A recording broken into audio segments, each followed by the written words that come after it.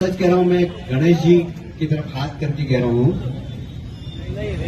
Party ने ticket जरूर दे दिया मुझे, पर अंदर से खुश नहीं। राम राम दोस्तों, एक बार फिर से आप सबके सामने मैं हाजिर हूं और आप देख रहे हैं सच बाय तनु बालियान। और मैं हाजिर हूं एक और सच के साथ। वो शेर सुना है आपने जिसमें कहा गया है कि मुझे अपनों से बचा लो, दुश्मनों से तो मैं अपने आप निपट लूंगा। ये शेर मुझे कहने पर मजबूर कर दिया, पता है किसने? बीजेपी के कद्दावर नेता और राष्ट्रीय महासचिव कैलाश विजयवर्गीय ने। जी हाँ, जो मध्य प्रदेश के कद्दावर नेता में से एक है, उन्होंने मुझे मजबूर कर दिया कि मैं ये शेर उनके ऊपर चिपका दूं। अब ऐसा क्यों है ये मैं आपको वीडियो में बताऊंगी, क्योंकि उनका हाल इन दिनों ना कुछ ऐसा ही हो गया है जैसा मैंने आपको इस शेर में बता दिया।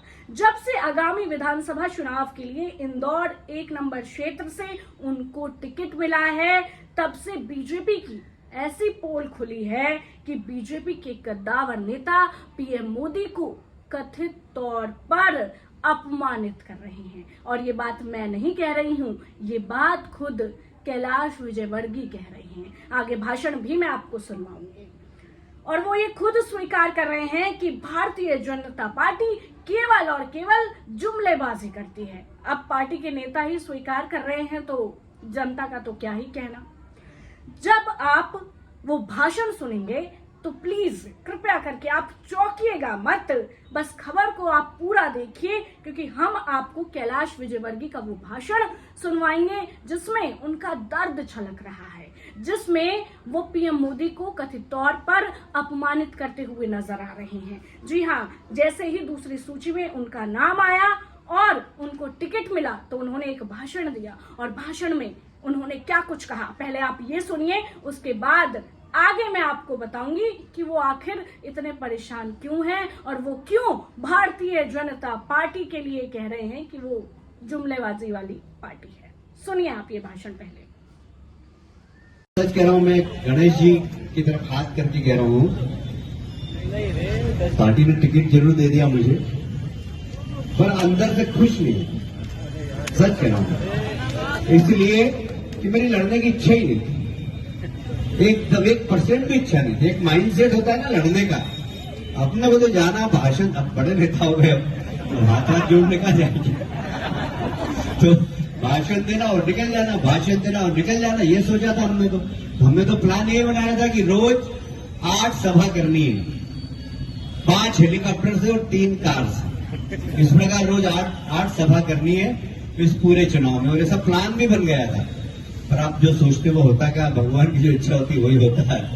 तो भगवान की ऐसी इच्छा थी कि मैं चुनाव लड़ूं, एक बार फिर से जनता के बीच में जाऊं, तो ईश्वर की इच्छा थी। मैं एक बार फिर से उम्मीदवार, मुझे अभी भी विश्वास नहीं हो रहा है कि मैं उम्मीदवार हूं। सच कह रहा हूं, मैं आज मेरे को लग ही नहीं रहा है कि मुझे टिकट मिल गया और मैं उम्मीदवार बन गया। तो सुना आपने कैलाश विजयवर्गीय का ये भाषण, दिख रहा है आपको?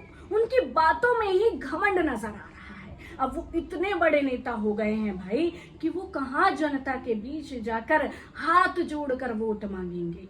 छोटे नेता होते तो हाथ जोड़ते और वोट मांगते, लेकिन अब क्या है ना, वो बड़े नेता हो गए हैं। मुझे तो ऐसा लग रहा है कि नरेंद्र मोदी से बड़े नेता हो गए हैं कैलाश विजयवर्गीय, तभी तो उनको शर्म महसूस हो रही है जनता के बीच जाने में, हाथ जोड़ने में। उन्होंने देखो क्या सोचा था कि 8 सभाएं करेंगे, 5 तो भाई वो हेलीकॉप्टर से करेंगे क्योंकि बड़े नेता जो ठहरे, और 3 वो गाड़ी से करेंगे। लेकिन ये क्या हो गया कद्दावर नेता के साथ, ये क्या हो गया? उनका दर्द झलक रहा है भाई कि 1% उनका मन नहीं था और उन्होंने सोचा भी नहीं था कि उनको टिकट मिल जाएगा। लेकिन देखो ना, उनको टिकट मिल गया। अब टिकट मिल गया तो उनको चुनाव लड़ना पड़ेगा।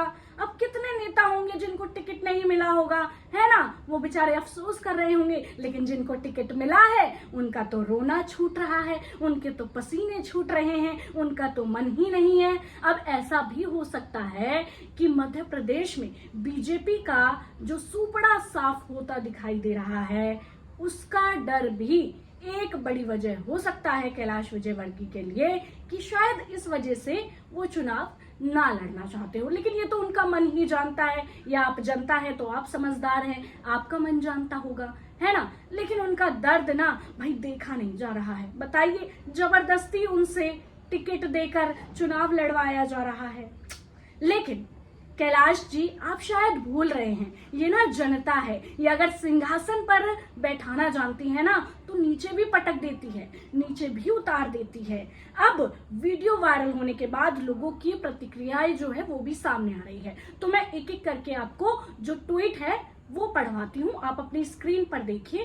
पहला ट्वीट, रणविजय सिंह ने ट्वीट कर क्या लिखा है, ये पेशे से पत्रकार है। इन्होंने लिखा है, कैलाश विजयवर्गीय कह रहे हैं मुझे टिकट जरूर मिल गया, लेकिन मैं खुश नहीं हूँ, चुनाव लड़ने की इच्छा नहीं है। अब अपन बड़े नेता हो गए हैं, भाषण दो और निकलो, कहाँ घर घर हाथ जोड़ेंगे।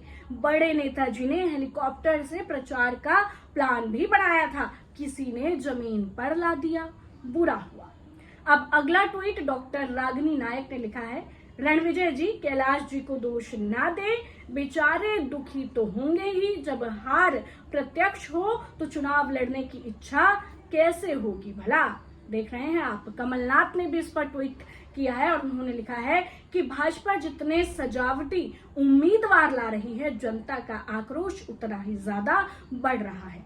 कारण स्पष्ट है, जनता मान रही है कि जो मंत्री चुनाव लड़ेंगे उनका मंत्रालय जो पहले से ही सुप्त है अब और भी निष्क्रिय हो जाएगा, तो फिर जनता के रुके हुए काम कैसे होंगे। इस वजह से आक्रोश बढ़ रहा है।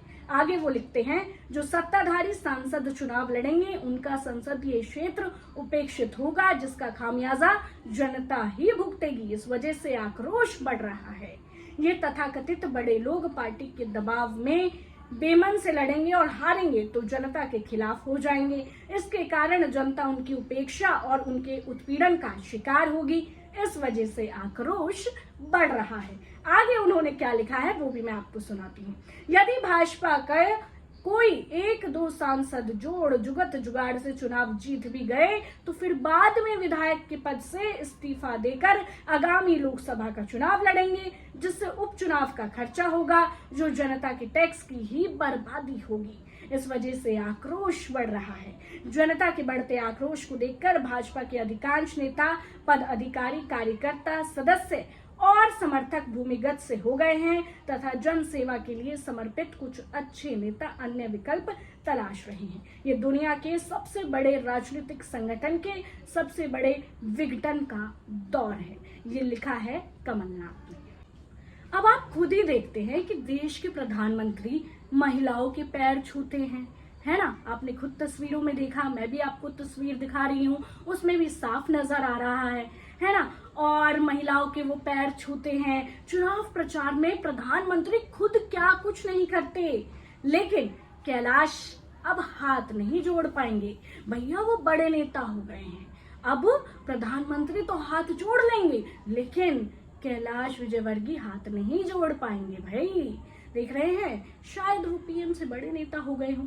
यहाँ तक कि आपको याद हो तो सीएम शिवराज सिंह ने भी एक दलित के पैर धोए थे। पेशाब कांड जो हुआ था, उन्होंने उस आदमी को, दलित आदमी को घर बुलाया था और उनके पैर धोए थे, आरती की थी। तो आप खुद समझ सकते हैं कि बड़े बड़े नेता, यहाँ तक कि देश के प्रधानमंत्री भी पैर छूते हैं, है ना, अपने घर बुलाते हैं, आरती करते हैं। लेकिन घमंड देखिए, कैलाश विजयवर्गीय का जो घमंड है वो साफ देखा जा सकता है। भाई उनको तो हेलीकॉप्टर से सभा करनी थी, उनको ला दिया जमीन पर, उनको हाथ जोड़ने नहीं थे, टिकट देकर उनसे हाथ भी जुड़वा दिए। अब इससे बुरा और क्या ही होगा उनके लिए, और जबरदस्ती उनको चुनाव भी लड़वाया जा रहा है ना। तो आप देख सकते हैं, लेकिन ऐसा इसलिए भी है क्योंकि एमपी में आप देख सकते हैं कि जिस तरीके से रुझान आ रहे हैं उससे ये साफ तौर पर पिक्चर क्लियर हो गई है कि बीजेपी का सुपड़ा साफ हो सकता है। तो ऐसे में ये भी हो सकता है कि कैलाश जी को डर हो कि अगर हार गए ना भैया तो बहुत बेइज्जती होगी,